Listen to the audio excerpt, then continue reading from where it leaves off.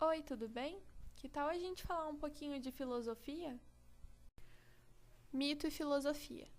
O mito foi uma forma de explicar fenômenos da natureza, as origens do mundo e do homem, que não eram compreendidos por eles na época.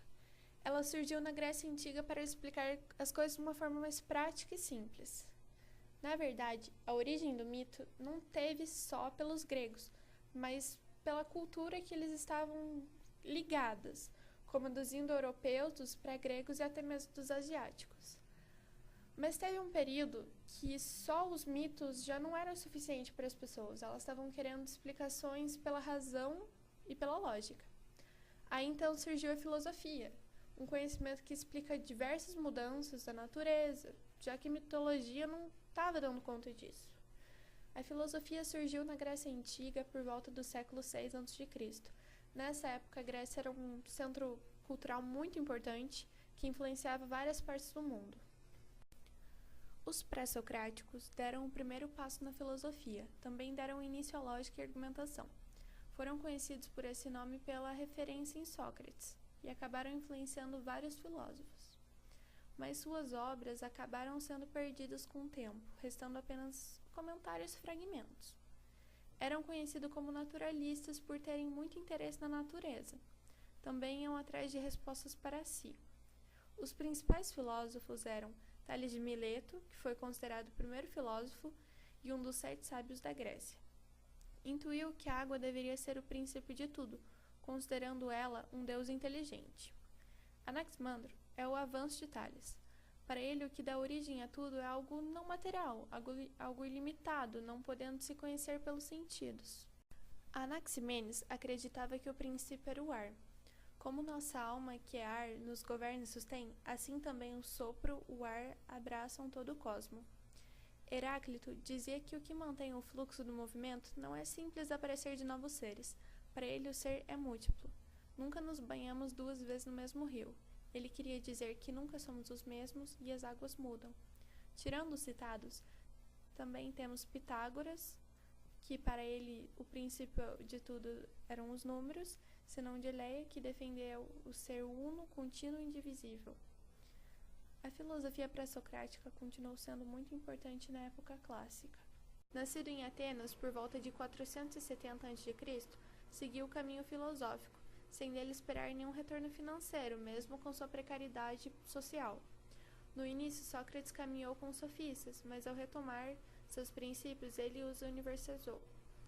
Seu método filosófico ideal era o diálogo, através do qual ele se comunicava da melhor forma possível. Pelo diálogo, ele induziu o ensinamento por 2 etapas. 1, a ironia, 2, a modiceia, que significa literalmente a arte de fazer o parto dando à luz ideias novas.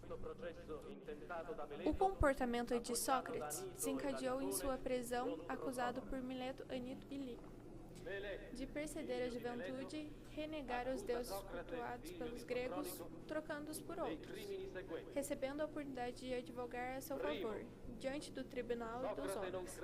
Ele se recusou, pois não pretendia renunciar ao que acreditava e o que pregava aos seus contemporâneos. Ele preferia ser condenado pela justiça terrena, diante da imortalidade, a verdade de sua alma. Assim optou pela morte, decretado por seus juízes através do voto da maioria. Platão valorizava os métodos de debate e conversação como formas de alcançar o conhecimento. De acordo com ele, os alunos deveriam descobrir as coisas superando os problemas impostos pela vida. A educação deveria funcionar como forma de desenvolver o homem moral. Também afirmava que as mulheres deveriam ter a mesma educação que os homens. Ele foi criador da alegoria da caverna, onde tenta dar a descrição que todos já nascemos acorrentados em uma caverna, onde só enxergamos sombras projetadas em uma parede, acreditando que é a única forma de vida. Outro conhecimento desse filósofo era o mundo sensível e o inteligível, onde o sensível é o que podemos tocar e o inteligível o que podemos sentir. Aristóteles foi viver em Atenas aos 17 anos, onde conheceu Platão, tornando seu discípulo. O filósofo valorizava a inteligência humana, única forma de alcançar a verdade, segundo ele. Valorizava a educação e a considerava uma das formas de crescimento intelectual e humano.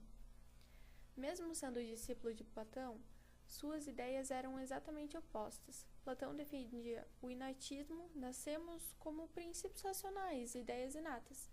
A origem das ideias, segundo Platão, é dada por dois mundos. Já Aristóteles era um filósofo que defendia o empirismo. As ideias são adquiridas através da experiência. Na realidade, o empirismo não era concreto na época de Aristóteles. É uma corrente filosófica nascida na Europa que dominou o pensamento cristão e teve como principal nome o teólogo italiano São Tomás. Uma das contribuições mais importantes de São Tomás foi ter realizado uma releitura da obra de Aristóteles dentro de uma perspectiva cristã. Com essa releitura, o pensador italiano tentou conciliar razão e fé, acreditando que não havia contradição entre elas, pois ambas vinham de Deus. Distinguimos na patrística dois períodos: 1. Os apologistas, primeiros padres da Igreja, e 2. Agostinho de Hipona.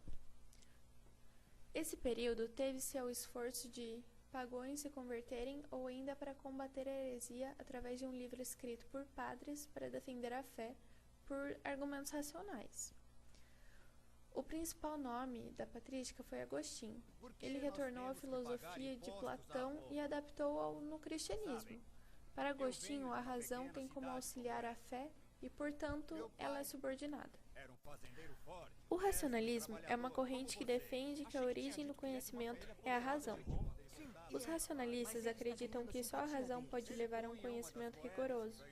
Desvalorizam os sentidos e a experiência devido à sua falta de rigor e possuem uma visão otimista da razão porque acreditam que ela possibilita o conhecimento humano.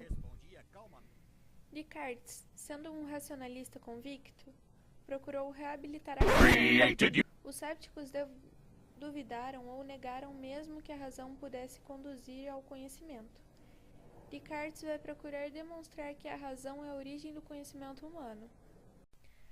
Para mostrar que a razão pode atingir um conhecimento verdadeiro, Descartes foi criar um método. Este método teve como objetivo a obtenção de uma verdade indiscutível. A regra principal do método era que não devemos aceitar nada que possa deixar uma dúvida. Portanto, um elemento muito importante no método. Empirismo é uma doutrina filosófica que tem como principal teórico o inglês John Locke, que defende a corrente que as pessoas nada conhecem, como uma folha em branco. O conhecimento é limitado e vem apenas de experiências vivenciadas. Outro importante teórico empirista foi o escocês David Hume, que contribuiu com epistemologia ao discutir o princípio da causalidade.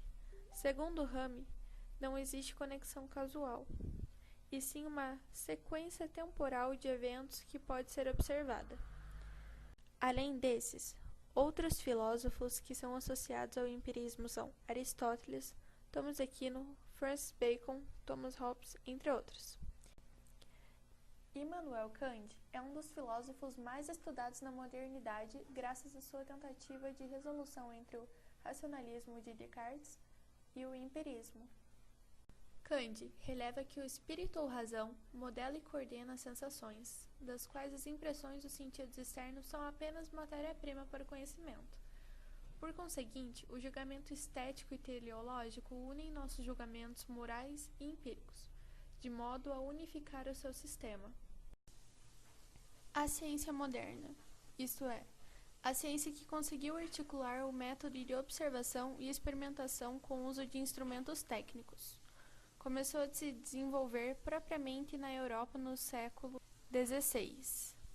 O nascimento dessa ciência nova é tido por muitos historiadores como uma revolução. Com o chamado Renascimento Cultural, que se deu em várias regiões da Europa entre os séculos XIV e XVI, houve um intenso intercâmbio de conhecimento a respeito de antigos tratados sobre astronomia e física, bem como o aperfeiçoamento de instrumentos de navegação como a luneta.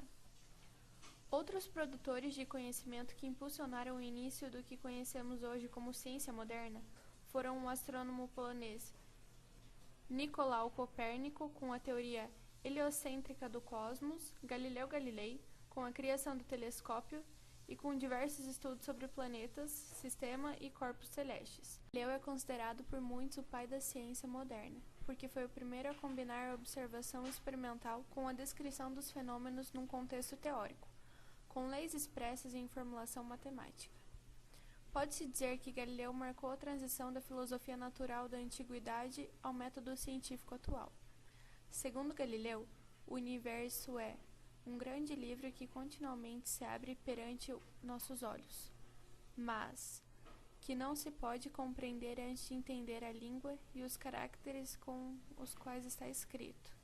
Ele está escrito em língua matemática. Os caracteres são triângulos, circunferências e outras figuras geométricas.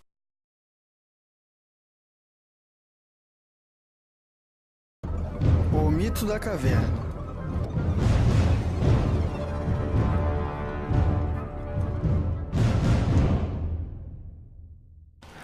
O mito ou alegoria da caverna é uma das passagens mais clássicas da história da filosofia, sendo parte constituinte do livro sexto de A República, onde Platão discute sobre a teoria do conhecimento, linguagem e educação na formação do estado ideal. Este modo de contar as coisas tem o seu significado. Os prisioneiros somos nós, que segundo nossas tradições, hábitos e culturas diferentes, estamos acostumados com as noções sem que delas reflitamos para fazer juízos corretos, mas apenas acreditamos e usamos como nos foi transmitido.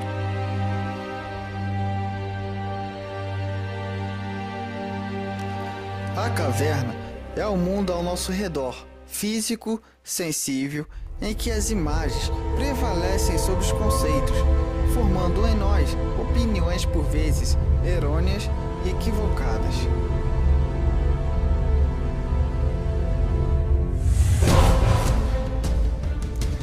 Quando começamos a descobrir a verdade, temos dificuldade para entender e apanhar o real.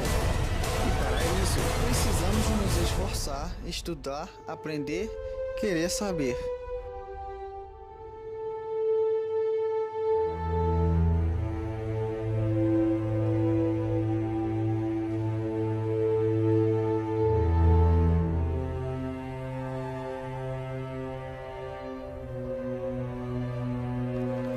O mundo fora da caverna representa o mundo real, que para Platão é um mundo inteligível, por possuir formas ou ideias que guardam consigo uma identidade indestrutível e imóvel, garantindo o conhecimento dos seres sensíveis.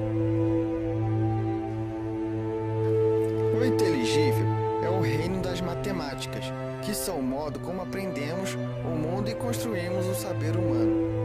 A descida é a vontade ou a obrigação moral que o homem esclarecido tem de ajudar os seus semelhantes a saírem do mundo da ignorância e do mal para construírem um mundo mais justo, com sabedoria. O Sol representa a ideia suprema de bem, ente supremo que governa o inteligível, permite ao homem conhecer e de onde deriva toda a realidade. Portanto, a alegoria da caverna é um modo de contar imageticamente o que conceitualmente os homens teriam dificuldade para entenderem, já que, pela própria narrativa, o sábio nem sempre se faz ouvir pela maioria. Assim, vimos uma breve história da filosofia e os principais filósofos e cientistas que fizeram parte da evolução dela.